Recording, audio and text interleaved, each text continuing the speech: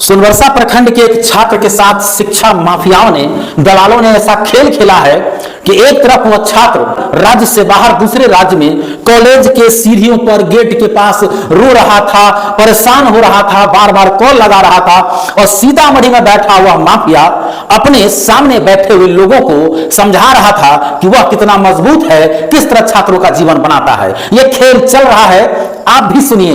जितने भी बहन है, भाई है, मां है, आप जरूर सुनिए। अगर आपको अपने बच्चों से मोहब्बत है तो यह घटना सुनकर आपका रोंगटा खड़ा हो जाएगा और आप भी सजग हो जाएंगे। अपने बच्चे को जो सीतामढ़ी पढ़ता है उसको वैसे माफिया से बचाने के लिए आपको सजग रहना पड़ेगा। मामला रिंग बांध के माफियाओं से जुड़ा हुआ है। हालांकि रिंग बांध पर कुछ अच्छे लोग भी हैं जो अच्छा काम करते हैं, लेकिन कुछ लोग हैं जो बदनाम कर चुके हैं। छात्र से ठगी भी की गई है, 70,000 रुपया ले लिया गया, लेकिन उसे परीक्षा से वंचित होना पड़ा। अंत तक वह छात्र जब छात्रों को देख रहा था, दूसरे छात्रों को परीक्षा देते जाते हुए, तो उसका कलेजा फट रहा था। वह क्या करे, ना अपने माँ बाप को बता पा रहा था, न किसी को बता पा रहा था। खाना 2-3 दिन से नहीं खाया था। परेशानी में वह भूखे प्यासे लड़खड़ाते कदम से अपने डेरा की तरफ चला कि अब तो मेरा कैरियर बर्बाद हो गया। कुछ लोगों ने उसे संभाला फोन कॉल के जरिए। वह घर आया, काफी उदास था, टूटा हुआ था, लेकिन अचानक इसमें हिम्मत आई, वह जगा और सीतामढ़ी के यंग सबसे होनहार चर्चित डीएम रिची पांडे के पास पहुंच गया। रिची पांडे के यहां गया और रिची पांडे ने एक्शन ले लिया। हम आपको आगे का खबर बताएंगे। इस खबर में सीतामढ़ी के युवा चर्चित पत्रकार, सीतामढ़ी की आवाज के आरएस कुमार, उसी पंचायत के निवासी है, उसी गांव के निवासी है। उन्होंने भी डीएम से मुलाकात की है, सवाल किया है डीएम से। साथ ही अन्य लोगों ने भी सवाल किया है, अन्य मीडिया के लोगों ने भी हाथ आगे बढ़ाया है इस युवा को इंसाफ दिलाने के लिए। और सीतामढ़ी के डीएम रिची पांडे ने डीएसपी को मामला सौंप दिया और डीएसपी ने भूतही थाना को सौंपा है।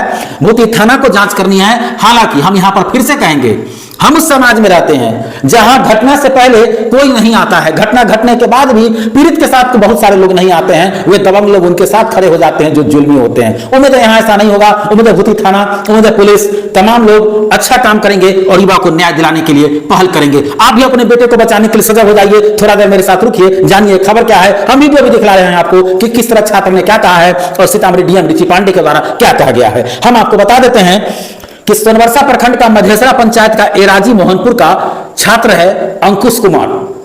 रिंग बांध क्षेत्र के 3 लोगों ने महाराजा छत्रसाल बुंदेलखंड विश्वविद्यालय छतरपुर से संबंध कॉलेज में बीए बीएड पाठ्यक्रम में नामांकन परीक्षा प्रपत्र भरने तथा अन्य शैक्षणिक प्रक्रिया पूरी कराने का भरोसा देकर उससे कुल 70,000 रुपया ले लिया।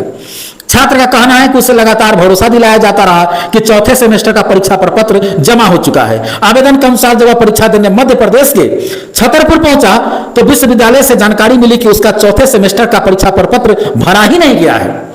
इस कारण वह परीक्षा में शामिल नहीं हो सका। उसका एक शैक्षणिक वर्ष प्रभावित होने की स्थिति में बन गई। छात्र ने इसे अपने साथ गंभीर धोखाधड़ी बताते हुए आर्थिक, मानसिक और शैक्षणिक क्षति का हवाला दिया है। शिकायत में छात्र ने आरोप लगाया है कि संबंधित लोग रिंग बांध क्षेत्र में शैक्षणिक कार्यों के नाम पर संगठित तरीके से छात्रों को झांसे में लेकर ठगी करते हैं। उसने दावा किया है कि उसके पास आरोपितों के साथ हुई बातचीत की तमाम कॉल रिकॉर्डिंग सहित अन्य डिजिटल साक्ष्य मौजूद हैं, जिनसे रुपये लेनदेन और दिए गए आश्वासन का उल्लेख है। में और उन्होंने मध्य प्रदेश के महाराजा छत्रसाल यूनिवर्सिटी में हमारा दाखिला करवाया था, जो कि कॉलेज का फी है 80,000 और उन्होंने हमसे वसूली मतलब 4 साल का वसूली 1,40,000 का किए हैं, करना चाह रहे हैं। मतलब इस पे बात हुई है। लेकिन आपको बता दें कि हमारा 4th सेमेस्टर था, आधा हाफ ईयर हो चुका है और हाफ ईयर बाकी था, और उसके बावजूद हमारा 70,000 रुपया इनको पेमेंट कर दिया। लेकिन इन्होंने जब एडमिशन के समय हमें ये कहा हुआ था, आश्वस्त किया था कि आपकी जो भी डॉक्यूमेंट की प्रक्रिया होती है, जो कि एग्जाम फॉर्म से लेकर कागजी प्रक्रिया, वो सारी प्रक्रिया हम पूर्ण करेंगे। लेकिन इन लोगों के द्वारा हमारा नहीं करवाया गया, एग्जाम फॉर्म हमारा नहीं डाला गया, जिसके कारण आज हमारा भविष्य अंधकार में है और 1 साल हम आगे पीछे हो गए। क्या नाम है उनका जो उनका नाम है सोहन सिंह है, रितेश यादव है और धर्मेंद्र यादव है। जो संस्था उसका खोले? जी, इनका संस्था है रिंग बांध पर एजुकेशनल सर्च पॉइंट है।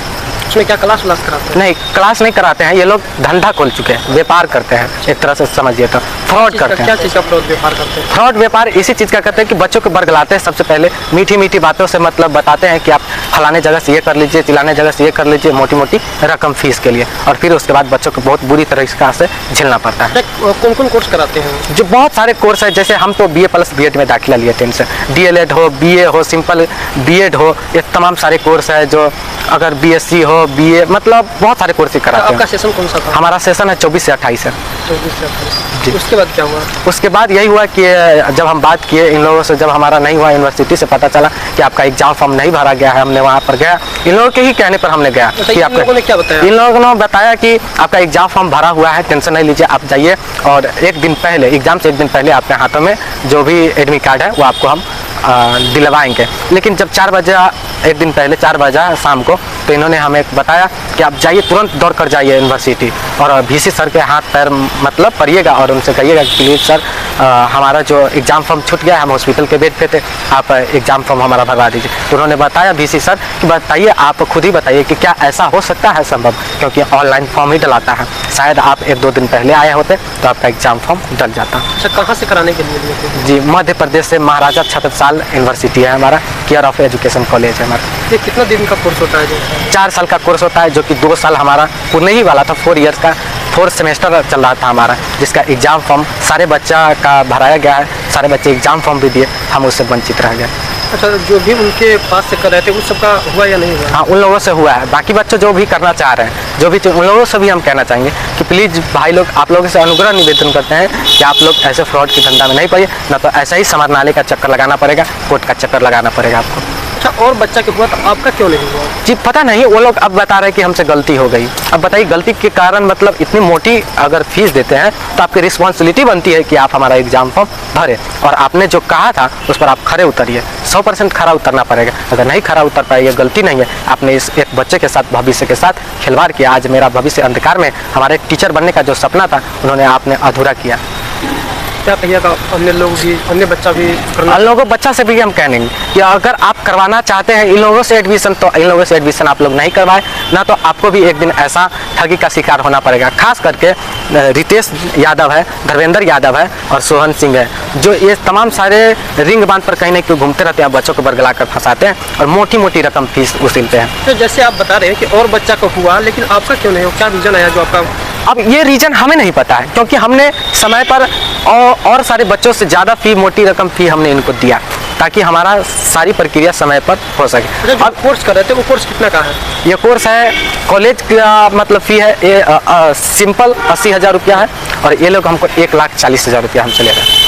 4 साल के कोर्स? जी 4 साल का कोर्स। अभी आपने कितना दिया था? हमने 70,000 रुपया दिया था 4 सेमेस्टर तक, और 70,000 रुपया और बाकी था 4 सेमेस्टर बचा हुआ था हमें। सर, रिंग बांध पे कुछ अवैध कंसल्टेंसी के द्वारा बच्चों को दिग्भ्रमित करके एडमिशन लिया जाता है और उनका जो भविष्य है वो खराब करने के बाद एक शिकायत आपके पास अंकुश कुमार के नाम से आया होगा सर। हाँ, ये कल अंकुश कुमार आए थे अपने एक मित्र के साथ, उन्होंने बताया उनका बीएड कॉलेज में दाखिला कराया गया और छत्तीसगढ़ में और राजसमंद में मेरे ख्याल से, और उसके बाद जो 4 सेमेस्टर का जब वो एग्ज़ाम देने गए तो उनको पता चला कि उनका शायद जो एग्जामिनेशन फीस वगैरह है वो जमा नहीं किया गया, और उनके द्वारा बताया गया कि रिंग बांध रोड पे ये कुछ लोग हैं जो इस प्रकार का व्यवसाय कर रहे हैं कि यहाँ के जो हमारे बच्चे हैं, युवा हैं, उनको वो अलग अलग कॉलेजों में दाखिला कराते हैं और वहाँ पर फिर इस प्रकार का उनका एक नेक्सस है।